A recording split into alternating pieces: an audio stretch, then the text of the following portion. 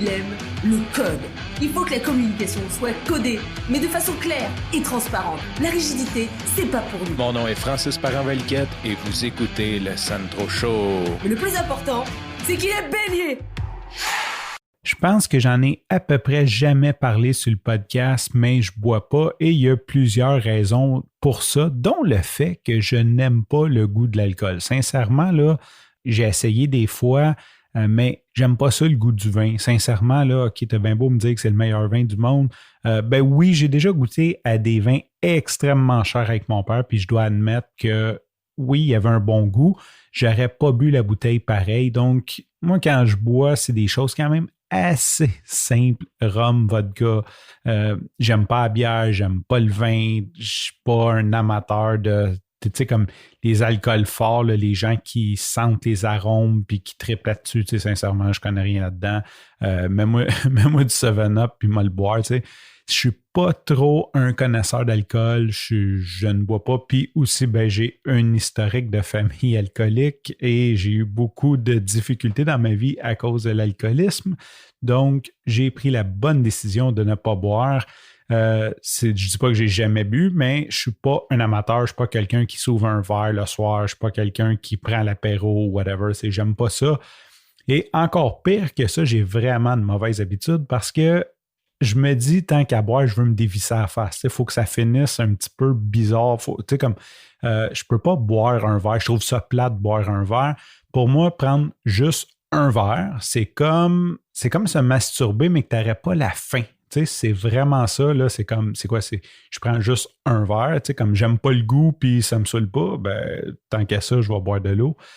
Bon, pourquoi je te parle de ça? Cette semaine, je me suis ramassé à la distillerie de Montréal, qui est en fait un ami, je vais le considérer comme un ami, tu sais, c'est pas quelqu'un de proche, mais il m'a toujours beaucoup aidé et je crois qu'on a quand même une relation de confiance qui a démarré la distillerie de Montréal. En fait, tu as peut-être entendu parler là, des gins Rosemont, le rhum épicé Rosemont. Ils ont plusieurs gammes. Il a parti avec un expert en distillerie, là, je ne sais pas comment appeler ça, un alcoologue ou whatever. Vraiment, moi qui n'aime pas l'alcool, je me suis ramassé là pour l'enregistrement d'une conférence de presse, d'une dégustation virtuelle en fait. Et son partenaire, Lilian, s'est mis à expliquer sa démarche pour comment créer l'alcool, comment il distille, comment il va chercher ses épices, ses ressources, c'est qui ses fournisseurs, comment. Et sincèrement, là, il parlait, puis j'avais le goût de goûter à tous les alcools qu'il faisait goûter. J'étais comme « Oh, hey, ça a de l'air bon. Oh, hey, ça a de l'air bon. » Mais là, il faut partir à la base que j'aime pas l'alcool. Et j'ai eu la chance j'ai quand même goûté à son rhum épicé.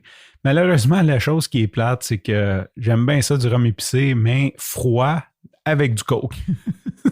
Fait que du rhum épicé, tablette straight, ben, j'ai pu voir les notes que c'est beaucoup plus raffiné que du Captain Morgan, mais sincèrement, j'ai pas pu peut-être apprécier autant qu'un grand amateur de rhum ou quelqu'un qui connaît bien les alcools. Pourquoi je te parle de ça? Ben, j'aimerais ça faire un shootout parce que je pense qu'il se différencie vraiment de la compétition. D'ailleurs, j'ai appris là-bas qu'il y a plusieurs alcools québécoises qui, en fait, ils achètent de l'alcool, donc soit de l'Ontario ou de fournisseurs. Ils achètent un alcool et vont rajouter des saveurs, souvent des saveurs artificielles, des colorants pour donner une espèce de branding, une espèce de goût. Versus la distillerie de Montréal qui viennent de rafler 4 prix à Bruxelles, 1 médaille d'or, 3 médailles d'argent.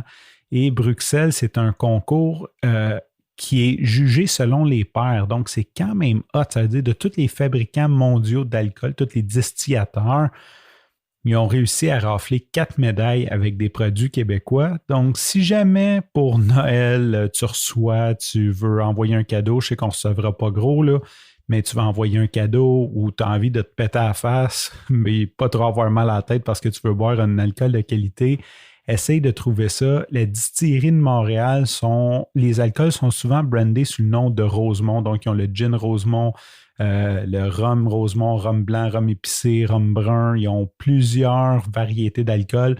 Ils vont même sortir une tequila bientôt. J'espère que je ne brise pas le punch, que j'ai le droit de dire ça. Et ils ont même une vodka, mais dans le fond, la SAQ ne veut pas la classer comme vodka parce qu'eux utilisent l'eau d'érable pour faire la vodka. Donc, au lieu de prendre de l'eau, ils prennent de l'eau d'érable, ce qui donne un léger goût à la vodka. Et la SAQ dit qu'ils ne peuvent pas classifier un alcool qui a un goût comme étant de vodka. Bon, donc, c'est une eau de vie à base d'eau d'érable. Fait que je vais mettre le lien de distillerie dans les notes de l'épisode. Je t'invite à aller voir ça. Si tu vas à SAQ, ça vaut la peine. Ça encourage une compagnie québécoise, des gens vraiment passionnés. Je pense qu'ils sont en train de développer une expertise qui est vraiment folle. Ils ont investi beaucoup d'argent. Ils ont des équipements de haute qualité. Là, je ne veux pas dire de stupidité, mais ce n'est pas des équipements de la Chine. C'est vraiment des équipements européens, les mêmes utilisés par les plus grands distillateurs européens. Sur ce, je te remercie pour ton écoute. Je te dis à demain et bye bye.